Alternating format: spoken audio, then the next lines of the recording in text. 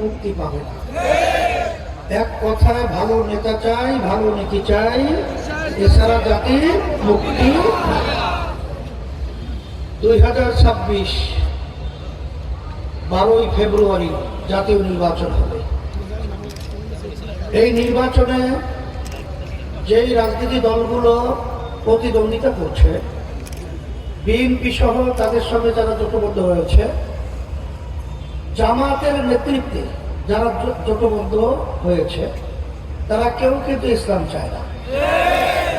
পরিষ্কার আর নতুনভাবে ব্যাখ্যা দরকার নাই। একটাই দল বাংলাদেশে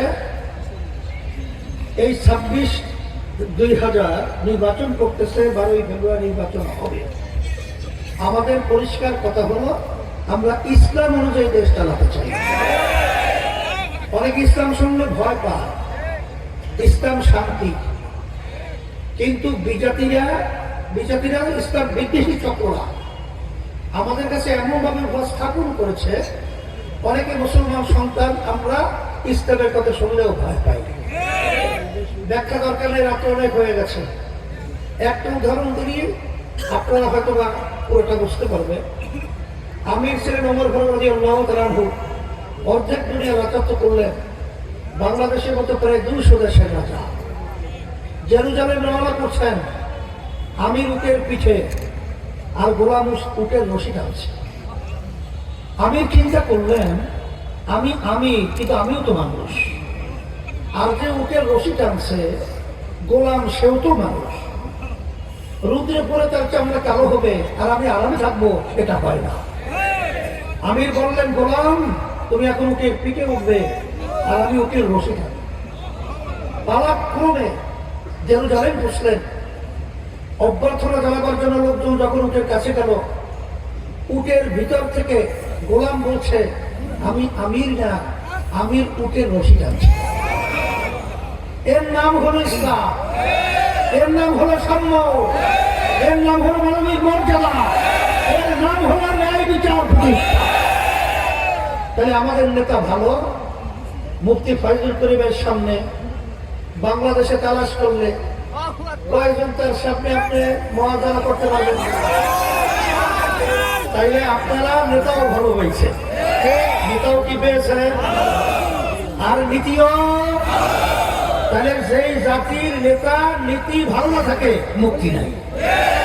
এই জন্য বাকেরগঞ্জে আমি আগে শুনেছি, বারবার খবর নেই, আলহামদুলিল্লাহ স্বতঃস্ফূর্ত ভাবে আমার মুরব্বীরা, আমার যুবকরা, আমার ছাত্ররা, আমার ছেলেরা, আমার পর্দার আলের মা বোনেরা, তারা কিন্তু এই নির্বাচনে তারা আলহামদুলিল্লাহ এমন ভাবে পদক্ষেপ গ্রহণ করছে, হাত পাখা মুফতি ফয়জুল করিমকে বিজয় করবে ইনশাআল্লাহ।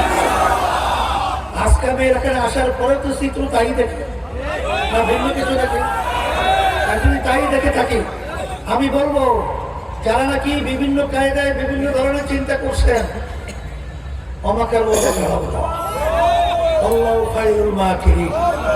ফিরাউন কিন্তু তার মস্তক টিকাতে পারে নাই, নমরুদ পারে নাই, সাদ্দাত পারে নাই।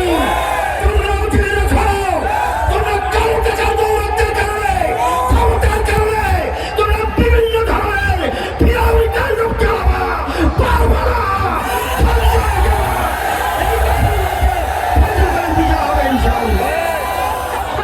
সেদিক থেকে আমি সকলকে বলবো, সব খেলা তো আল্লাহর হাতে। ইসলামী আন্দোলনকে আল্লাহ রাব্বুল আলামিন সর্বদিক থেকে হেফাজত করেছে। সারা দেশের ভিতরে হাত পাখা প্রতীকের জোয়ার উঠেছে।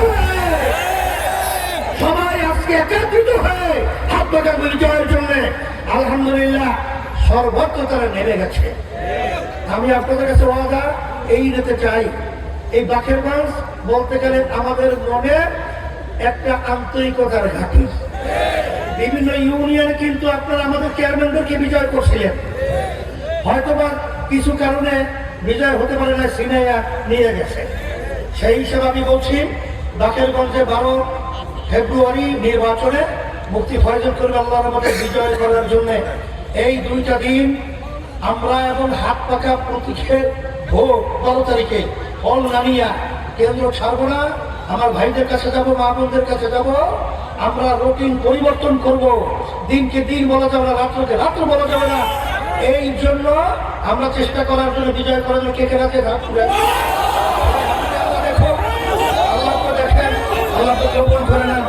আলহামদুলিল্লাহ। আমি আমার ছোট ভাই মুফতি ফয়জুল করিমের হাতে, তার মতো একজন লোক যদি সংসদে যায়, আল্লাহ আমাদের দেশের উপকার হবে, ইসলামের উপকার হবে। আর ইবলিস ওমর রাদিয়াল্লাহু তাআলা দেখলে শয়তান ভয়তে পালাইতো।